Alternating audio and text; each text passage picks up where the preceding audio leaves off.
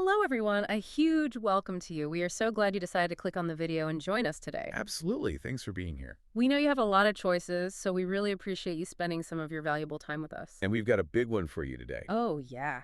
We are breaking down Apple's Q1 fiscal year 2026 earnings call, which was just on January 30th.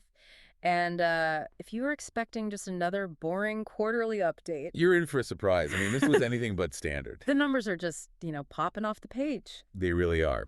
To kind of set the stage, this was a record-breaking quarter for Apple. We're talking major updates on the iPhone 17 cycle, a really significant partnership with Google, and just, well, new financial highs all around. Okay, so let's kick this off with the company presentation. This is the part with the prepared remarks, before the analysts get to ask their questions. Right, the official narrative. And the headline numbers are just staggering. Revenue came in at a record-breaking $143.8 billion. Which is up 16% year over year. I mean, for a company this big, moving the needle that much is just incredible scale. And the profitability is maybe even more impressive. Earnings per share hit an all-time record of $2.84. Up 19%. So they're actually expanding margins while growing the top line that fast. So where's all that cash coming from? It is, it's the iPhone show. It always is, but this time especially. iPhone revenue hit $85.3 billion. That's up 23%. And that 23%, that's the number to watch.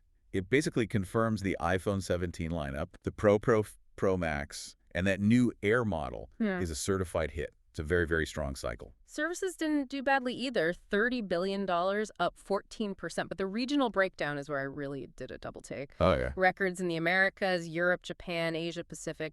But the big one, Greater China. That was the shocker for me, too. A massive 38% growth there. After years of people worrying about local competition, a 38% jump is just a definitive statement. A huge statement. And they also made sure to note strong double-digit growth in India as well. Right. So let's double-click on the product specifics that Tim Cook mentioned. For the iPhone, he used the word staggering to describe demand. And that new iPhone 17 Air seems to be doing exactly what they hoped it would. The Mac, though, that was a bit of a different story. Revenue was $8.4 billion. Down 7%. Is that something to worry about? Not really, no. They explained it was due to what they call difficult comps, basically a tough comparison to a huge launch they had last year. They said the new M5 MacBook Pro and Mac Mini are actually performing well. Okay, that makes sense. iPad revenue was up 6% to $8.6 billion. Driven by the new M5 iPad Pro. And wearables came in at $11.5 billion, but they did mention an issue there. Constraints, right. Yeah, constraints. They specifically said they just couldn't make enough AirPods Pro 3 to meet all the demand. Wow. Okay, speaking of growth, let's talk strategic updates. Apple Intelligence. Right. Cook said the majority of users on the iPhones that can run it are actively using it. But the big news was the partnership. This felt like a major pivot. A collaboration with Google, of all companies, to develop the next generation of Apple Foundation models. To power a more personalized Siri, that's a huge deal. It is. And then, the CFO's guidance. For the March quarter, revenue is expected to grow 13 to 16%. But get this. The margins. Gross margin guidance is 48 to 49%. Almost 50%. That is wild. It is.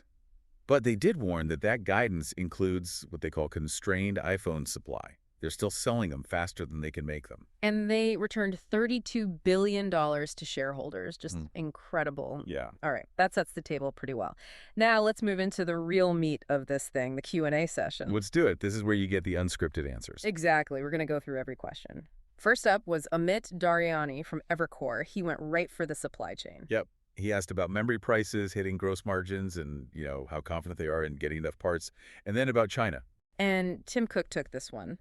On the supply side, he used a great phrase, supply chase mode. I like that. He basically said that 23% iPhone growth was way more than they expected. But the key detail was that the constraint isn't just memory. It's advanced nodes.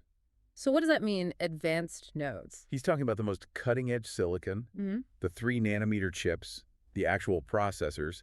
These are incredibly difficult to manufacture at scale. So the bottleneck is the brain of the phone. Exactly. Not just some generic part. He also said memory pricing will hurt margins in Q2, but it's already baked into their guidance. And what about China? He was super bullish. Said the 38% growth was all about iPhone 17's popularity. Store traffic was up, and importantly, a high number of switchers from other platforms. Okay, next question. Eric Woodring from Morgan Stanley. He asked about how they monetize AI. Right, what's the revenue website? And also, what's really driving this iPhone strength? Cook's AI answer was, I thought, classic Apple. He didn't give a dollar figure. Never does. He just said they're integrating intelligence to create value, which, opens up opportunities. Better AI makes the hardware better. And he made a point to say he's very happy with the Google collaboration. On the iPhone drivers, he said it's a mix. The display, performance, new selfie camera, the whole package. All right, third question. Michael Eng from Goldman Sachs. He asked about year-over-year comps for the March quarter. And also about new advertising opportunities. The CFO, Kevin Parrick, took this.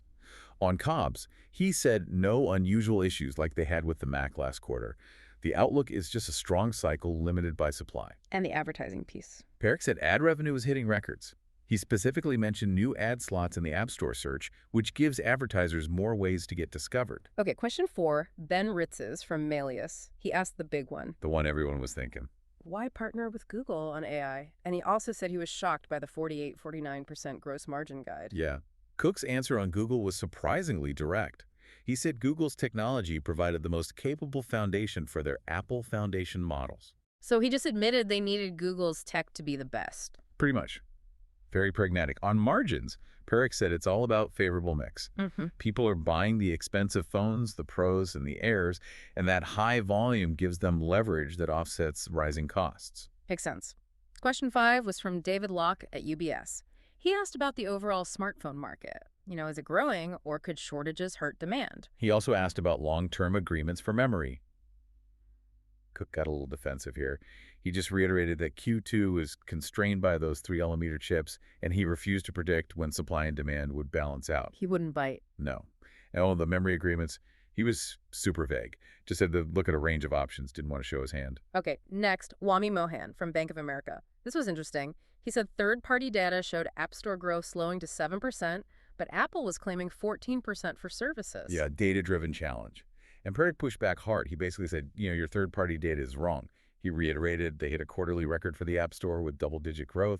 And Wami also asked if they had raised prices to offset memory costs. And Cook gave the standard, we don't speculate on future pricing answer. Of course. Okay, question slugging from Sammy at JP Morgan. He asked about CapEx. Does the Google deal change their spending on their own private cloud compute? And also about tariffs.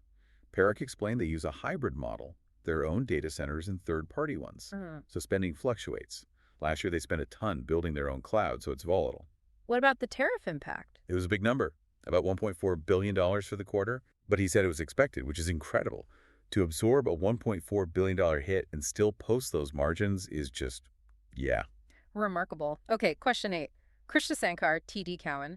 He asked how Apple's AI models are different from third-party ones. And if their purchasing power lets them gain market share when parts are short. Cook described the AI as a true collaboration.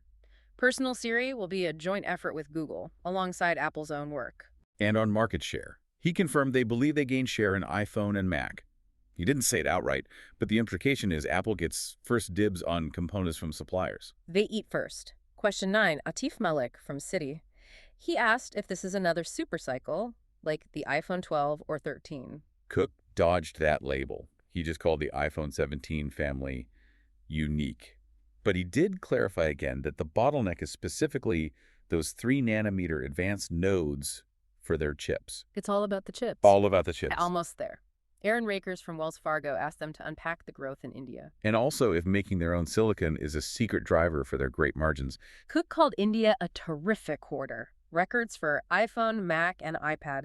And he said they still have modest share there, which just implies huge room to grow. A huge runway. On silicon, Parrick basically said, yes, it provides cost savings, but the strategic control over the product is just as important. Okay, last question. Richard Kramer from RET Research. He asked if AI is moving more to the edge on device or to the cloud.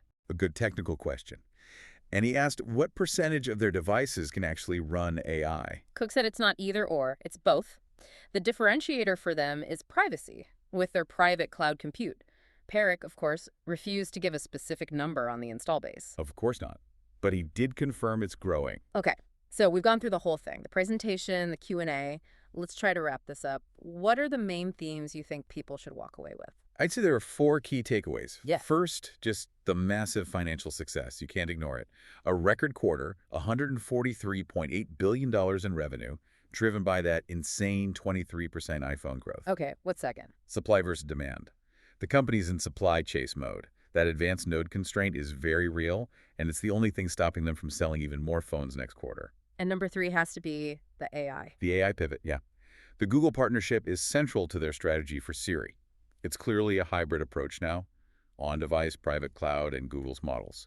A very pragmatic shift. And finally, Global resurgence. China is back in a big, big way with 38% growth, and India is just hitting records across the board. The global story is strong. I would add one final thought on the margins. I mean, despite rising costs and tariffs, for them to guide to 48, 49% gross margins, it just shows the incredible power of their product mix. People want the expensive stuff. Absolutely, the model's working perfectly. Well, thank you all so much for watching the video. If you found this breakdown helpful, we'd really appreciate it if you'd click like, maybe share the video, and definitely subscribe to the channel. And stay tuned for upcoming content. Thanks again.